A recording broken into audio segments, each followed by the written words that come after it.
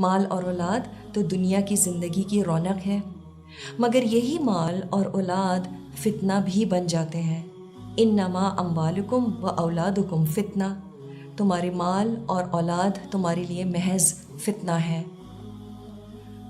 اللہ جب پیسے یا اولاد کی شکل میں رزق عطا فرماتا ہے، وہ بہت بڑی آزمائش ہوتی ہے، اور خاص طور پر جب مال کثرت سے ہو اور اولاد بہت قابل ہو۔ کس ماں کا دل نہیں چاہتا کہ اس کا بچہ اپنے ماں باپ کا نام روشن کرے؟ کس کا دل نہیں چاہتا کہ بچوں کو بہتر سے بہتر تعلیم دی جائے؟ اور سچی بات تو یہ ہے کہ جب ایک بچہ یا بچی باہر ملک سے ڈگری لے کر واپس آتے ہیں تو ماں باپ کا سر کتنا فخر سے اونچا ہو جاتا ہے، اینڈ رائٹلی سو۔ تو اس میں آزمائش کیسی؟ اللہ تعالیٰ نے پیسے اور اولاد کو فتنہ کیوں کہا ہے؟ تو فتنہ کہتے کس کو ہیں؟ فتنے کی ایک شکل یہ بھی تو ہو سکتی ہے کہ انسان اپنے آپ کو جان بوجھ کر ایسے حالات اور ماحول میں ڈال دے جہاں آپ کو اچھی طرح معلوم ہے کہ دین پر چلنا مشکل ہوتا چلے جائے گا۔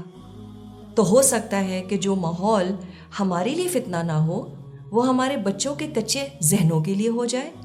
تو کیا یہ ممکن ہے کہ ایک 18 سال کا بچہ یا بچی، اس کے لیے ایک باہر کے ملک میں اکیلے جا کر پڑھنا ایک فتنہ بن جائے، ماں باپ کے لیے بھی اور اس بچے کے لیے بھی؟ اور کیا یہ ضروری ہی ہوئے گا ہر بچے کے ساتھ؟ بالکل نہیں۔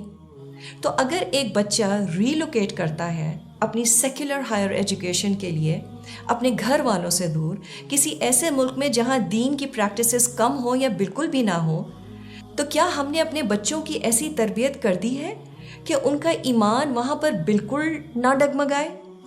پھر اللہ نے بہت سی چیزوں کو حرام نہیں کیا، مگر یہ کہہ دیا کہ دیکھو اس میں فتنہ ہے۔